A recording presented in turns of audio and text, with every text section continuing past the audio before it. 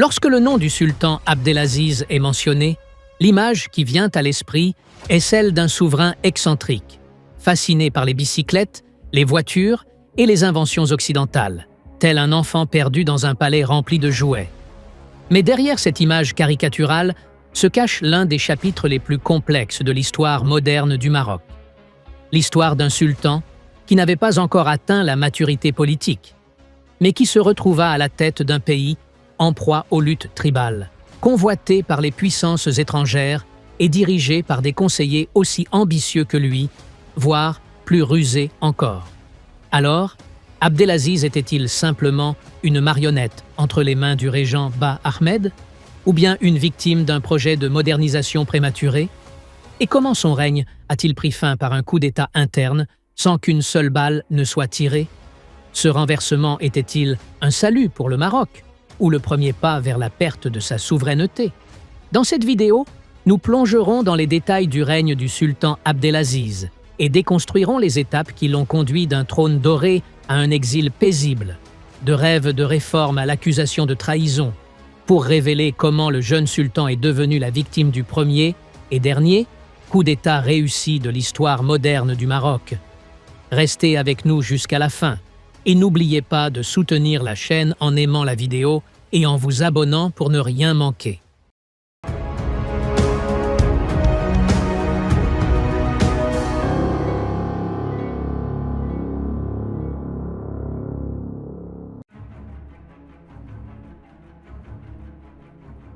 Moulay Abdelaziz est né en 1878 à Fès, au sein d'un environnement royal traditionnel. Il était le cinquième fils du sultan Hassan Ier, issu de son épouse d'origine circassienne, Lalla Roukaya, qui occupait une place particulière dans le cœur du souverain. Il est rapporté que son prénom, Abdelaziz, lui fut donné en hommage à cet amour profond. Le jeune prince grandit dans l'enceinte du palais, à l'écart du tumulte de la politique et des complexités du pouvoir, entouré d'éducateurs et de précepteurs, inconscient du destin qui l'attendait. Lorsque le sultan Hassan Ier mourut en 1894, lors d'une expédition dans le sud visant à imposer l'ordre aux tribus rebelles, le Maroc entra dans une période de vide politique critique.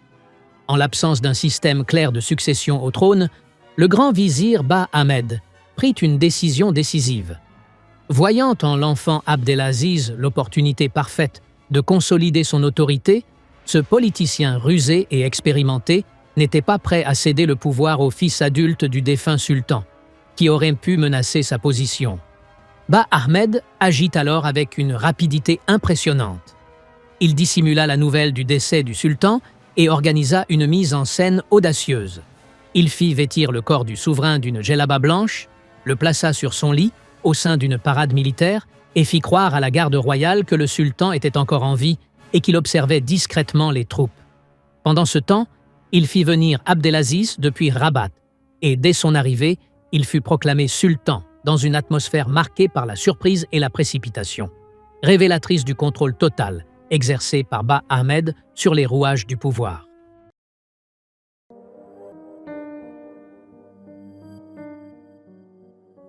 Alors que le sultan Abdelaziz était encore sous la tutelle du chambellan Ba Ahmed, des menaces internes commencèrent à émerger, mettant en péril la stabilité du trône. Les cercles du pouvoir n'étaient pas uniquement préoccupés par les pressions extérieures, car une figure inquiétante surgit de l'intérieur. Le prince Moulay Mohammed, fils aîné du défunt sultan Hassan Ier. Bien qu'il ait été atteint de la variole, qui défigura son visage et lui fit perdre un œil, son nom restait fortement ancré dans la mémoire politique du pays, ce qui faisait de lui une menace potentielle pour le plan de régence. Mais ce qui bouleversa la donne fut l'apparition en 1903 d'un homme nommé Mohamed Ben Hassan, plus connu sous le nom de Abu Hamara. Ce dernier prétendit être le véritable Moulay Mohammed et profita de la ressemblance des noms ainsi que du climat politique tendu pour revendiquer sa légitimité au trône. Rapidement, plusieurs tribus et marginalisés se rallièrent à lui, le voyant comme une alternative plus énergique et légitime que le jeune sultan. Grâce à son habileté à séduire les groupes mécontents, il parvint à créer une dynamique populaire inquiétante. À mesure que son mouvement prenait de l'ampleur, le véritable prince Moulay Mohammed réapparut publiquement dans des villes comme Fès et Taza, où il résidait. C'est à ce moment-là que la population commença à percevoir les contradictions, et la vérité éclata progressivement. Abu Hamara n'était qu'un imposteur usurpant l'identité d'un autre. Le sultan Abdelaziz, voyant dans cette révélation une opportunité politique, s'empressa d'exploiter la situation pour renforcer sa légitimité. Il dévoila la supercherie au grand public, discrédita Abu Hamara et renvoya Moulay Mohammed en prison, dont le nom avait été instrumentalisé pour soutenir cette usurpation. La lutte contre Abu Hamara nécessita cependant des fonds colossaux pour financer la guerre.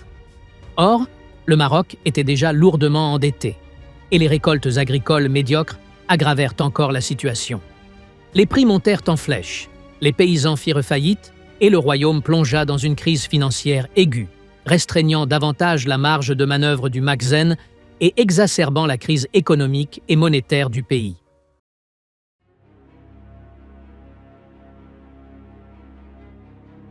Avec l'accession effective du sultan Abdelaziz au pouvoir, après la mort de Bah Ahmed, ces véritables penchants commencèrent à apparaître clairement. Une attirance marquée pour le renouveau et une fascination presque enfantine pour la modernité. Le sultan n'était pas tant passionné par la politique que subjugué par les inventions européennes qui firent progressivement leur entrée au sein du palais alaouite. Les premiers signes de cette passion se manifestèrent à travers son intérêt excessif pour les bicyclettes, qu'il acquit en différentes quantités et formes, dont certaines pouvaient accueillir 3, 4 voire 5 personnes.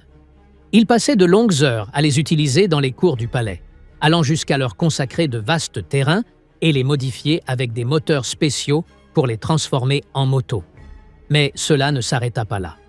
Le sultan ordonna également la construction d'une voie ferrée, privée à l'intérieur des jardins de son palais à Bab-Ig, longue d'environ 2 km, pour y faire circuler un petit train qu'il utilisait pour ses déplacements dans l'enceinte royale. Une expérience qui, à l'époque, fut perçue comme un luxe démesuré. Toutefois, comme pour nombre de ses autres projets, l'intérêt s'évanouit rapidement et la voie fut laissée à l'abandon, peu à peu engloutie par la poussière et l'oubli. Le jeu du billard, appelé le billard, fit aussi son apparition dans le palais, avec une salle spécialement construite à cet effet. Le téléphone et le télégraphe sans fil y furent également introduits, fascinant le sultan, qui aimait en comprendre et en expliquer le fonctionnement. Au milieu de cette ambiance fastueuse et pleine d'expérimentation, le pays bouillonnait de tension. Pourtant, le sultan, absorbé par ces jeux technologiques, semblait déconnecté de la réalité de son peuple. Cette période fut ainsi surnommée l'ère du palais fasciné par la modernité, davantage que par la gouvernance et la politique.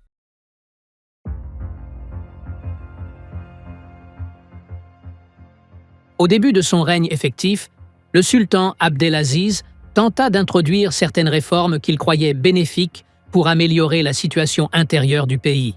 Cependant, ces initiatives furent largement rejetées par les oulémas et les chefs traditionnels du Maroc. L'une des plus controversées fut l'instauration d'un nouvel impôt connu sous le nom de tarib, visant à réorganiser le système fiscal national. Cette taxe provoqua une vive indignation au sein des milieux religieux et politiques, les oulémas l'apercevant comme une atteinte à la charia islamique et aux valeurs sociales traditionnelles qui structuraient les relations au Maroc. Ce rejet survint alors que la dette publique s'alourdissait considérablement, conséquence des dépenses excessives du palais et du train de vie luxueux de la cour. Pour combler ce déficit, le sultan se vit contraint d'emprunter auprès des puissances européennes, notamment la France, qui étendait progressivement son influence dans les affaires marocaines. Cet accroissement du poids européen n'était pas uniquement économique. Il eut aussi d'importantes répercussions politiques, en alimentant un fort sentiment d'inquiétude et de perte de souveraineté chez les Marocains face à l'ingérence coloniale croissante. En 1907, le pays connut une étape décisive avec l'occupation française de la ville d'Oujda, puis de Casablanca, ce qui marqua un tournant majeur dans l'histoire contemporaine du Maroc.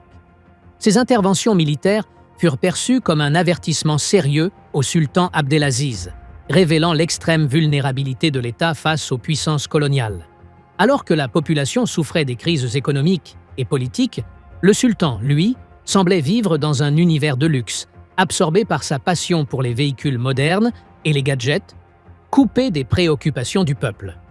Dans le même contexte, la conférence d'Algésiras de 1906, organisée avec la participation des grandes puissances coloniales pour statuer sur le sort du Maroc, accentua cette perte de contrôle. Bien qu'elle réunit des pays comme la France, l'Angleterre et l'Allemagne, elle n'apporta aucune solution concrète pour le royaume. Au contraire, elle contribua à renforcer l'emprise coloniale et à consolider l'influence étrangère. Tous ces événements signèrent le commencement de la fin pour le pouvoir d'Abdelaziz, trop absorbé par ses projets personnels pendant que son pays s'enfonçait dans la fragmentation et le déclin. Dans un contexte de dégradation économique et politique, le frère du sultan Abdelaziz, Moulay Abdelhafid, estima que le moment était venu de revendiquer le trône.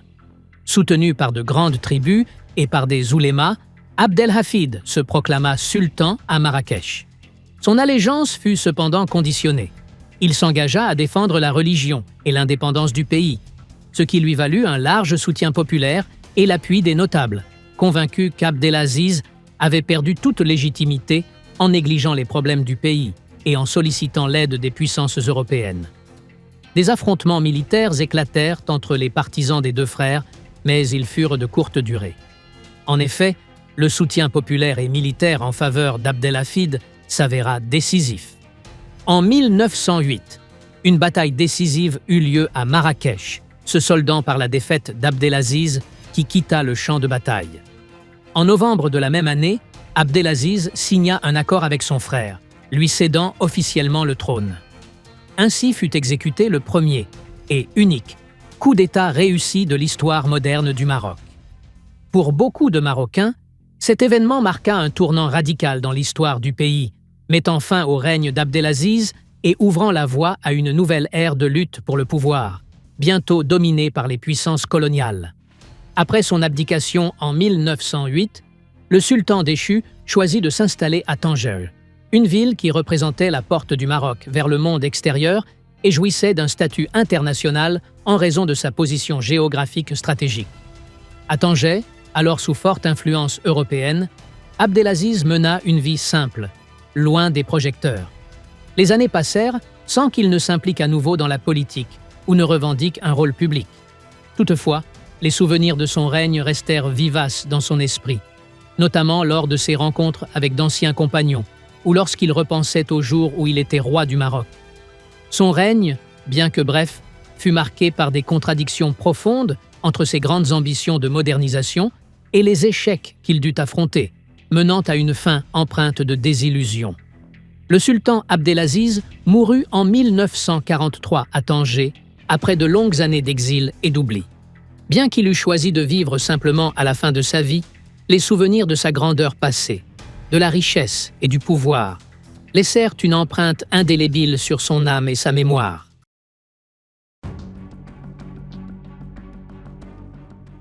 Dans la vie du sultan Abdelaziz, les rumeurs n'étaient pas de simples murmures passagers, mais bien présentes, avec insistance, dans les coulisses de la politique et les conversations populaires, surtout lorsqu'il s'agissait de sa vie privée et des décisions prises durant son règne. Le palais du sultan Abdelaziz, connu pour son luxe ostentatoire, n'était pas seulement une résidence royale, mais s'était transformé en un théâtre rempli d'intrigues et de secrets. Le sultan était entouré d'un groupe de conseillers occidentaux, parmi lesquels des médecins et des militaires, pour la plupart de nationalité française et anglaise, ce qui a suscité des soupçons quant à l'influence de ces derniers sur ses orientations politiques et sur son lien réel avec le pouvoir national marocain.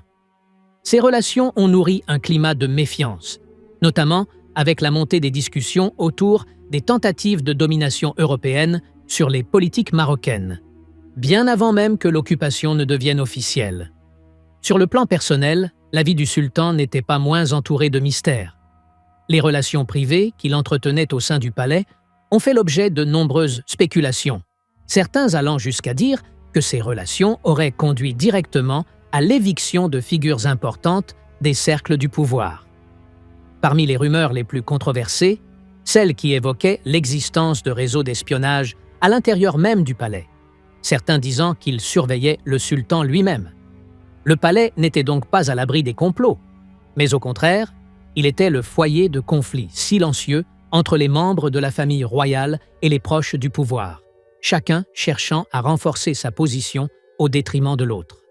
Des informations circulaient à propos de contacts secrets entre certains membres de la cour et des représentants des puissances européennes, ce que certains considéraient comme une forme de trahison nationale, surtout face aux pressions économiques et politiques accablantes que subissait le Maroc. Après sa destitution, le sultan Abdelaziz a souffert d'un malaise intérieur profond, reflété dans son comportement durant ses dernières années à Tanger. Les rumeurs de cette époque affirmaient qu'il vivait un conflit psychologique intense entre les souvenirs de son règne perdu et ses tentatives désespérées de fuir son passé, soit en errant dans la ville, soit en repensant à certaines décisions qu'il avait prises. Il aurait parfois envisagé un retour à la vie politique, poussé par des sentiments de regret, mais n'a jamais trouvé de chemin clair pour y parvenir. Ce désir est resté un simple vœu passager, jamais réalisé. Quant à sa fin, la mort du sultan a suscité de nombreuses interrogations, bien que les registres officiels indiquent qu'il est décédé en 1943 à Tanger. Certaines versions non officielles évoquaient une maladie mentale profonde dont il aurait souffert depuis sa chute du pouvoir, suggérant qu'elle aurait pu jouer un rôle dans sa mort, ouvrant ainsi la voie à des spéculations sur l'existence éventuelle de mains invisibles ayant contribué à hâter sa fin, ou du moins à le pousser vers l'effondrement psychologique et moral. Qu'elle ait été naturelle ou entourée de mystères, la fin du sultan Abdelaziz reste incontestablement marquée par les ombres et les murmures, du début de son règne jusqu'au-delà de sa mort. En conclusion, bien qu'Abdelaziz soit entré dans l'histoire comme un sultan fasciné par la modernité et la technologie, la fin de son règne n'a été que le fruit naturel d'un profond fossé entre ses rêves occidentalisés et la réalité épuisée de son pays. Il ne fut renversé ni par une colonisation étrangère, ni par une révolte sanglante, mais par un coup d'État interne silencieux, orchestré par son frère Abdelhafid, devenant ainsi le premier et dernier sultan du Maroc à être déchu de l'intérieur sans qu'une seule balle ne soit tirée. Et c'est ainsi que se termine notre vidéo du jour. N'oubliez pas de vous abonner à la chaîne et d'activer la cloche pour ne rien manquer de nos prochaines publications.